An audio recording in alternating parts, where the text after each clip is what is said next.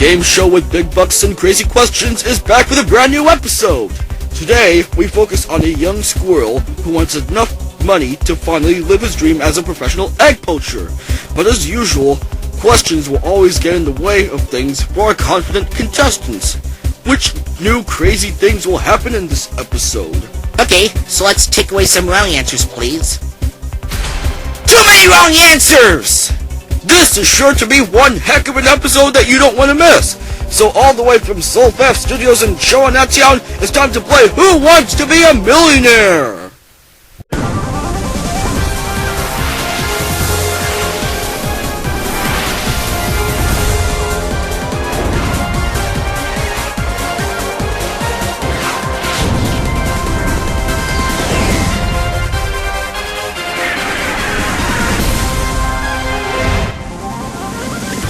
During its 1,278th hiatus, the longest one yet ever for the show, lasting 14 and a half months, the show got a total makeover with notable changes to the set.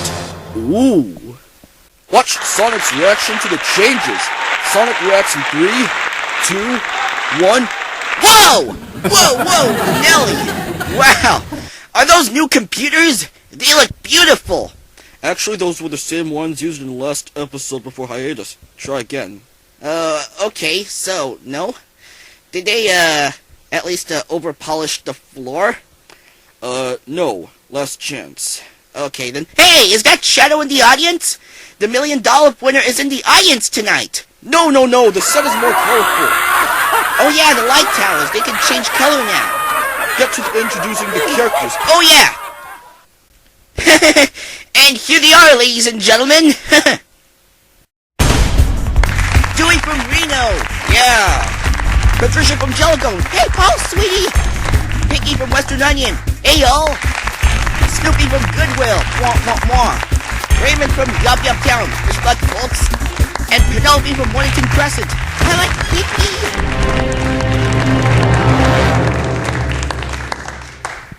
And by the way, Piggy's a guy with a cowboy accent, and Penelope, you like him, huh?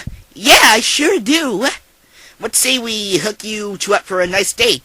There's an Outback Steakhouse that just opened a few blocks away. Yeehaw! That sounds brilliant! Dinner's on me. Thank you, Sonic.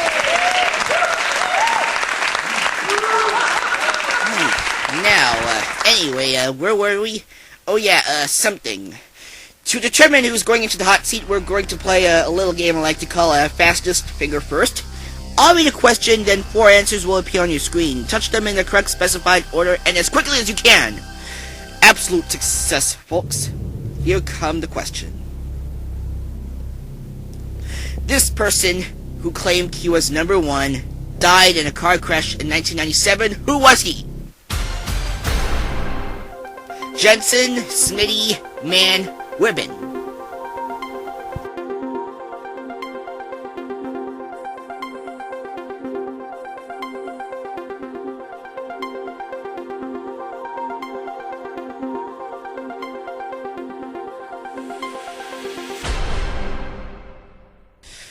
Alright, you were supposed to arrange the 4 names to give the full name of the dead person, and he was Smitty Werbin. The middle name is Jaeger, but it's not one of the 4 answers. Man Jensen. Smitty Werbin, Jaegerman Jensen. And the fastest was Raymond. Yeah! Hi, Sonic. Hi, welcome to the show. Now in the hot seat is the second youngest contestant ever in the hot seat, Raymond. He hails all the way from Yup Yup Town, home to large beautiful forests filled with nice redwood trees and many springy bake snakes. He wishes to win lots of money so his dream of poaching eggs can come true. My sweet grandmother poaches me these very tasty eggs for breakfast every Sunday morning.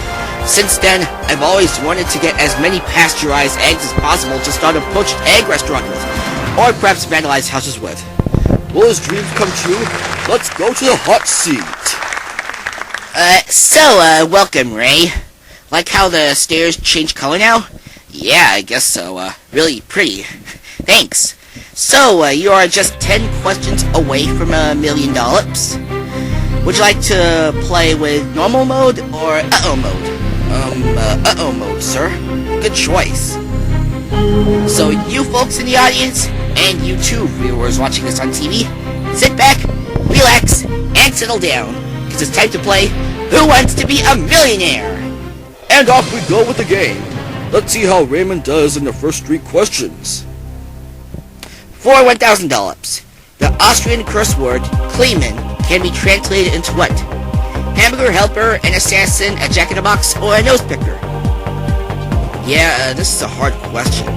I expected the first 3 questions to be much easier than this. Well, we're now making the questions harder so contestants would lose more. That's unfair. Well, we're really actually saving money because we're over-budgeted. This set cost like $2 million to construct. $1 million got lost and went into the dumps as scrap metal because the studio was too small for such big props, so we decided to go with this. Okay, you have lifelines. They can help you with the questions. 50-50? We could use the 50-50 if that's what you want. Yeah, sure. Okay, so let's take away some wrong answers, please. Too many wrong answers! Well, I know now that the only remaining answer left is nose picker. The question person backstage is supposed to take away 2 wrong answers. Then you were supposed to tell me that earlier. This game show is more prone to breakdowns than the game show Russian Roulette. Ugh. So let's just lock it in the last answer and give you $1,000. Thanks. So for $2,900, what a weird amount. Yeah, I know. So, a pair of dice has how many sides? Is it 1, 2, 6, or 12?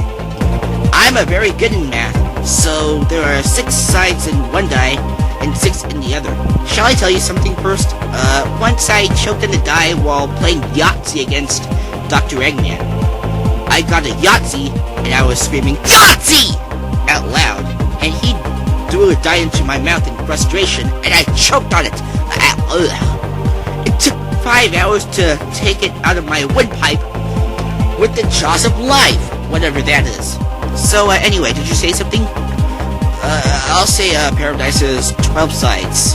Okay, yes, we'll fill the answer in, and that's a good answer. Okay, here's another question for 5,000.